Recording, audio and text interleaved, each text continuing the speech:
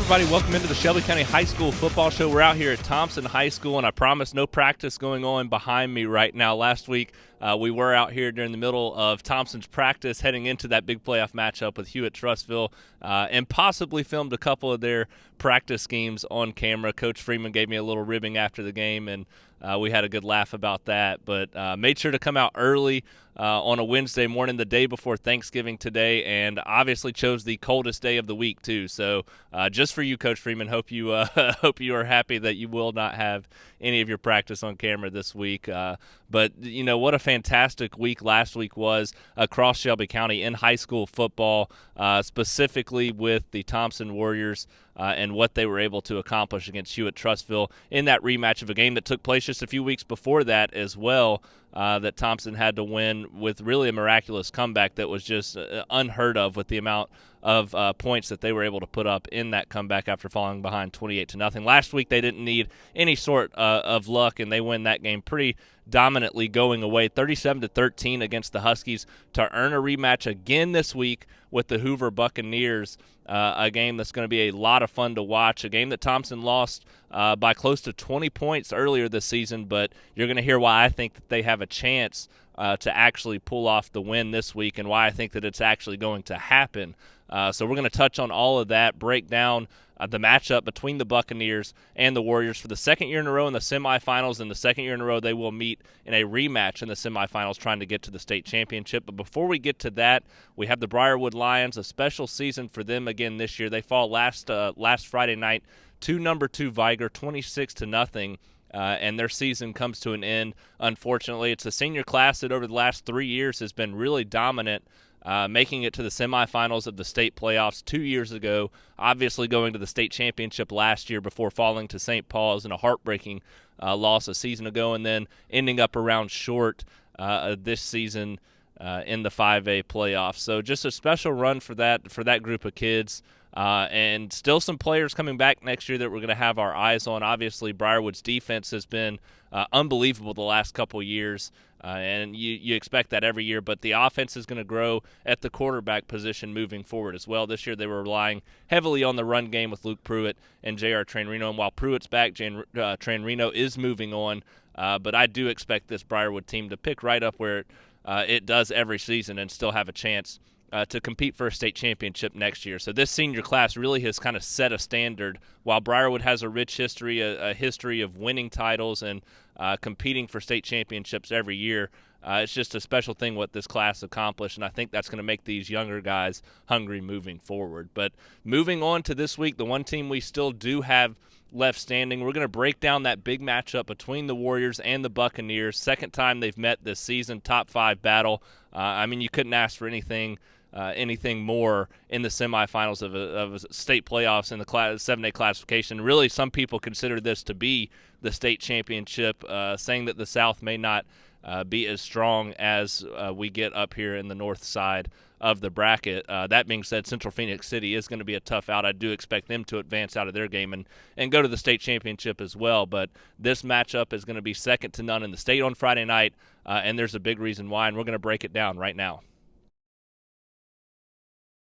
Earlier this season, going into that first matchup with Hoover, I thought they were the better team. I thought they were the number 1 team in the state and just better than Thompson at that point in the year. This team lost a lot on the defensive side of the ball coming into the 2018 football season and still had some question marks surrounding it at the receiver position as well. And Thompson goes on to lose that game 45-26. And over the next few weeks, Hoover drops the game to Hewitt-Trussville that next Friday night, and somehow Thompson jumped over them in the rankings, and I was confused. I thought Hoover was still the better team at that point in the season, and the reason I say that is because now I have completely switched my belief in those two teams. I really do think at this point in the season, the growth that Thompson has had over the year, the things that they have learned, the schemes that they have seen, a lot of their best players getting double-teamed on the defensive line.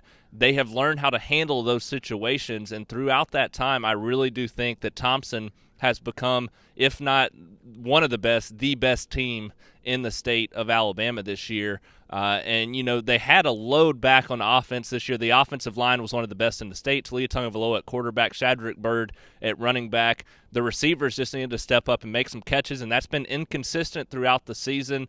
But they have come back and come on strong over the last couple weeks, specifically last week, even though it was Talia Tagovailoa, one of his lowest passing totals in his 2 years here at Thompson.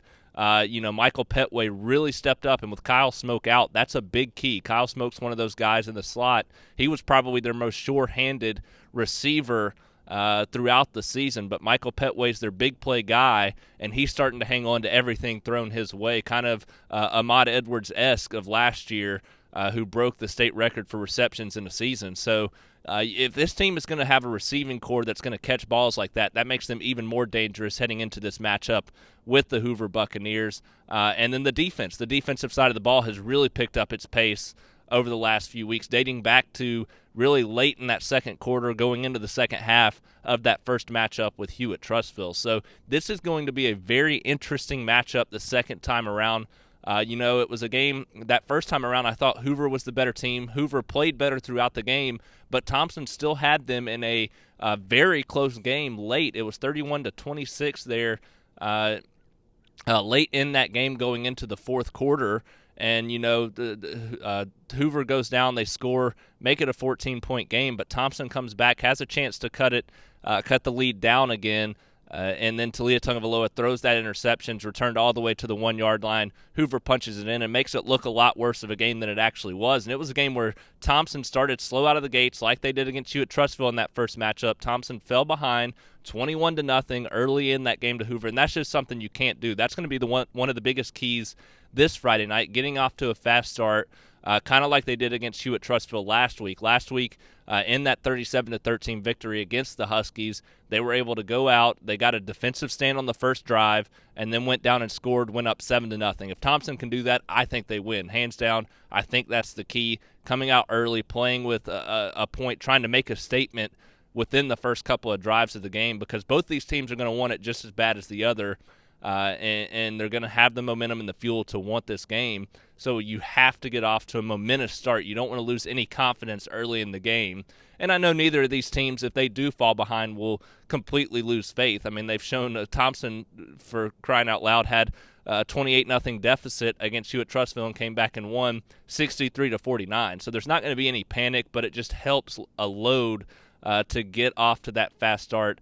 Especially against this Hoover team that is really, when they smell blood, they're going to go after you and they are going to close things out. So Thompson still almost came back in that Hoover game and won, but that early 21-0 deficit, I think, ended up being the difference in that first game between these two teams. And it was early in the season. That's what a lot of people don't realize. With Thompson losing a ton of its defensive talent from last year, it was a team that lost the majority of its interceptions, the majority of its sacks, the majority of its tackles, and really just had a few guys back on the defensive side of the ball that were key. Jalen Bustamante being one of those, Will Connor being another. But this team has grown. A lot of freshmen, sophomores, and young guys have stepped up, learned what they need to throughout the season, and it's made the defensive side of the ball better as well. And it's a team only giving up around 17 points per game on that side of the ball to this point in the season, and that includes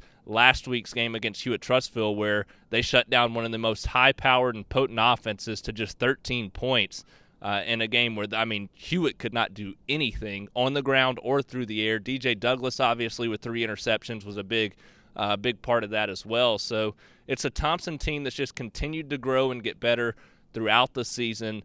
And now the big key on that defensive side of the ball going into this matchup is the two-headed monster of Robbie Ashford and Larry McCammon. These are two guys that both went over 100 yards on the ground, Ashford being the quarterback, McCammon the running back. Both went over 100 yards in that first matchup, combining for 249 rushing yards between the two of them. And while McCammon was great between the tackles and on the outside edge, it was really Ashford's escapability when he got to the outside edge. Thompson was not fast enough to the football, and they just kept getting beat around the edge on several occasions. And I think that's going to be a key emphasis in this game for defensive coordinator Sean DeFore there at Thompson.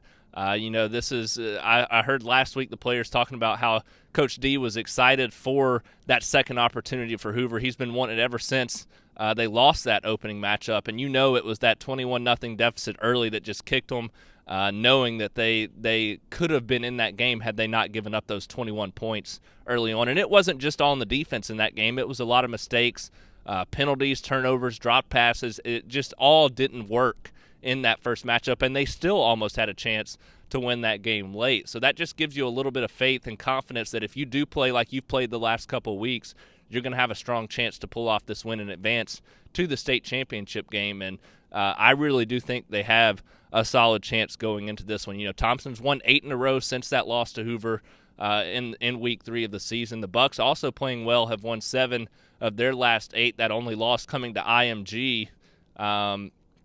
To IMG Academy out of Bradenton, who's one of the top 5 teams in the country. Obviously, a loss to Hewitt-Trussville, and that's the thing. That this is a Hoover team that did lose to Hewitt-Trussville 56-28. A team Thompson's beaten twice on the season. So, you can't take that for too much, but it shows you a little bit about the capability and about the improvement of Thompson late in the season.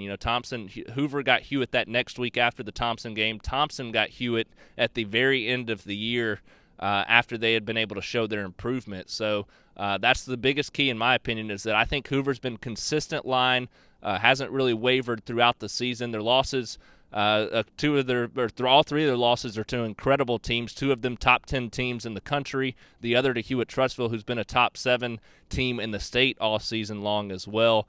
Led by an Alabama commit at quarterback and several other star playmakers there. So it's a Hoover team that their 3 losses are to really good teams. Their schedule's been very difficult along the way, but it's a Thompson team that just continues to build and learn and gain momentum as the season goes along. And I think the complete shift in the game happened in that second half against Hewitt-Trussville. Falling behind 28-0, they had every reason to write off that game.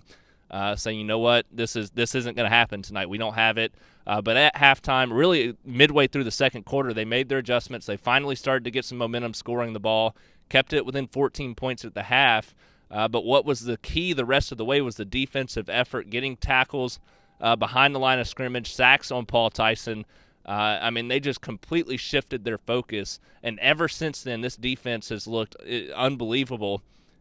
Those last 2 quarters against Hewitt-Trussville, the first round of the playoffs against Florence, as well as last week against the Huskies, again limiting them to just 13 points. So, like I said, it's a team growing, a team that's building, and seems to be playing its best football at the right time of the year heading into this matchup. So, obviously, Hoover coming off a 42-17 win against Mountain Brook, but this is a Hoover team that's kind of been slow out of the gates the first 2 rounds of the playoffs.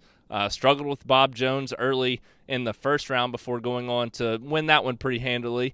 But then last week, we're struggling with Mountain Brook midway through the third quarter. This was a 21-17 Hoover lead, but Mountain Brook had its chances to take the lead there early in the third quarter, and they couldn't capitalize. Hoover goes on to really just run away over the final quarter and a half. But it shows that I believe Thompson's going to be in this game in the second half. I think they could have a lead in the second half.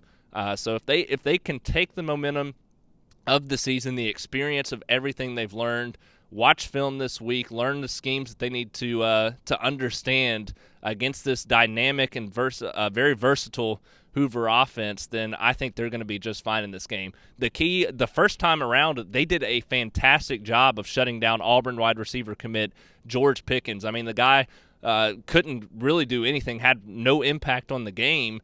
The only thing he really did was 2 to 3 pass interference calls on the offensive side of the ball because Thompson was hounding him all night and doing a good job in coverage. The key to this one is going to be stopping and slowing down the running game.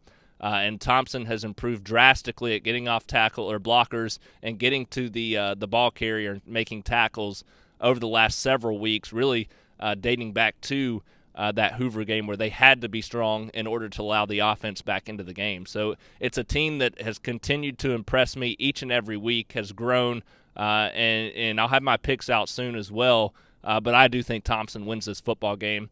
They can't go in with the thoughts of big heads. Hopefully none of them are watching this video.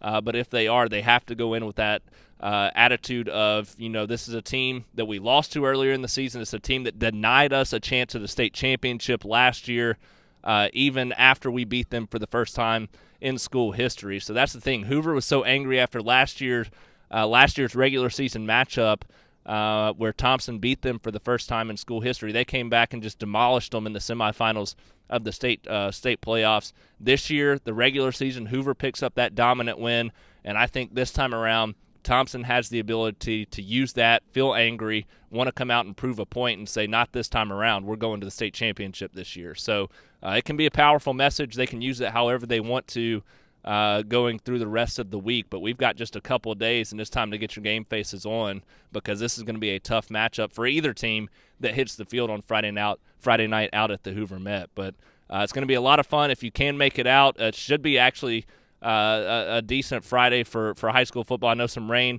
is forecasted, but if you're going to be watching a football game in the rain, the Hoover Met's probably the place to do it with the protection they have to allow you to do so. So try to get out, catch this top 5 battle for these two teams trying to make a trip to Jordan-Hare Stadium a week and a half later for the state championship of the 7A classification. It's going to be a lot of fun, and I'll see you there on Friday night.